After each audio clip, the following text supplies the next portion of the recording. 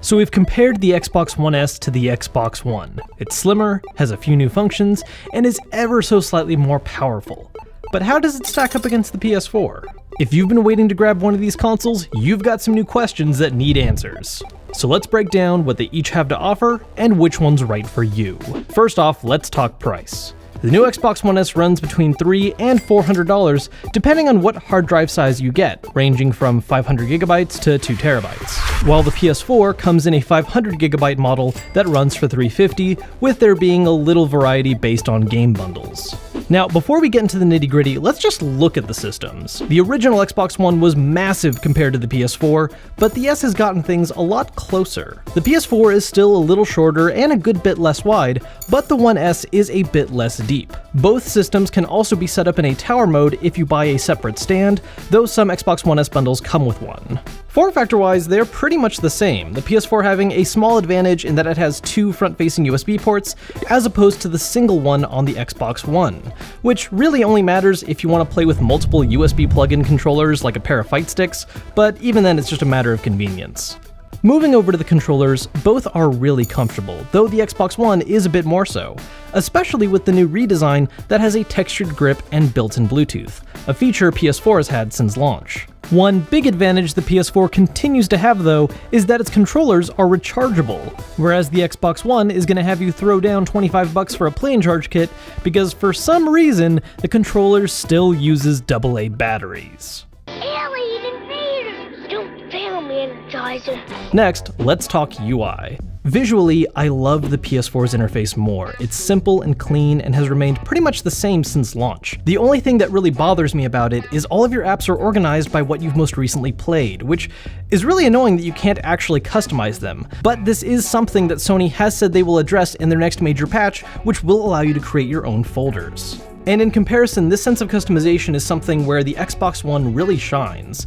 As soon as you start up your system, your most recent game is immediately highlighted. In a single move to the right, you can check out your full list of installed games and apps, and if you scroll down, you can go to a personally crafted set of favorites. The One's UI also emphasizes community a lot more, with an entire page dedicated to what your friends have been playing, recent achievements, and showing any clips of gameplay they've uploaded.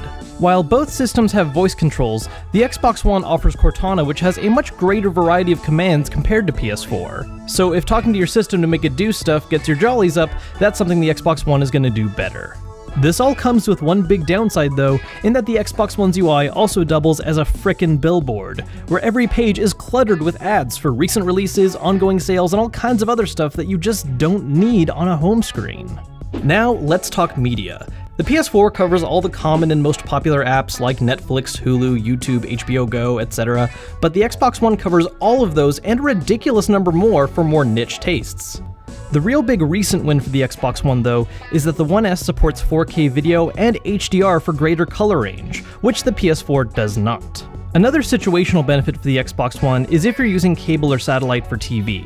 The Xbox One has an integrated IR blaster and an HDMI in port, so you can combine it with your top box for an all-in-one user experience. PS4, on the other hand, offers its own cable competitor in the form of the PlayStation Vue app, a monthly sub-service that's a package of some of the more popular TV channels. Now, as for music, Xbox One has Pandora as well as Groove, which will allow you to stream stuff directly for a monthly fee or load up stuff from your Microsoft OneDrive, while the PS4 can play music from a media server, USB drive, or directly through Spotify if you have an account. So with all that out of the way, let's talk about the main reasons why you're actually looking at one of these systems: the games. Over the last 3 years, there's been a bunch of great releases, a lot of which are on both systems, and it's worth pointing out that some of those games run at a lower native resolution or even lower frame rate on Xbox One compared to PS4, though there are a few exceptions where the Xbox One comes out ahead. On the flip side though, the new Xbox One S supports 4K upscaling and HDR in some select games, a big advantage for those of you that own 4K TVs. More importantly though is of course exclusives. Both systems have quite a few of them now, so let's take a look.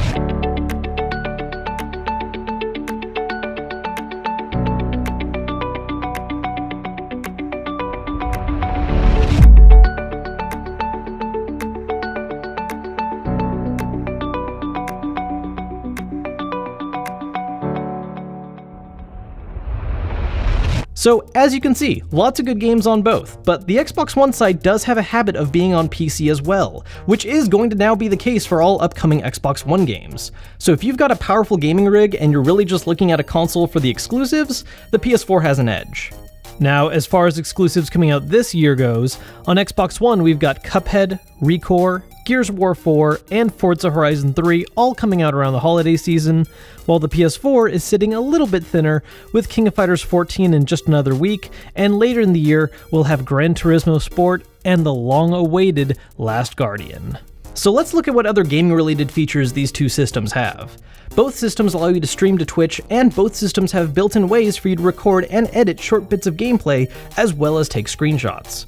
One of the biggest strengths the Xbox One has over the PS4 is that it's backwards compatible with select 360 games, the list of which is still growing. PS4 doesn't have this option, but does have its PlayStation Now service, which allows you to stream play over the internet some of the best games from the PS3, which you can either buy individually or have bulk access to through a monthly subscription. Now, speaking of subscriptions, both systems are going to require you to pay a monthly fee if you want to play online multiplayer games, with PlayStation Plus being just a little cheaper. Both subs also come with free games every month. A nice little bonus for Xbox is that all the free 360 games you get are permanent, while Xbox One games and all the games you get with PlayStation Plus are only available to you as long as you're paying.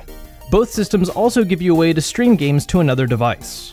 Xbox One allows you to stream games to a Windows 10 PC, letting you play your games in different rooms without having to move your setup. While the PS4 has Remote Play, which will allow you to play games through a PC as well, or their handheld system, the Vita, which depending on the game can either be an awesome experience or utterly painful. So with all that being said, which system should you buy? Honestly, it's up to you. The most important questions you need to ask yourself are which exclusives actually appeal to you, and which systems your friends have so you can make sure to play together. Or you could just be patient and wait one more year for the next upgrades to both systems, the PlayStation Neo and Project Scorpio. Or build a PC.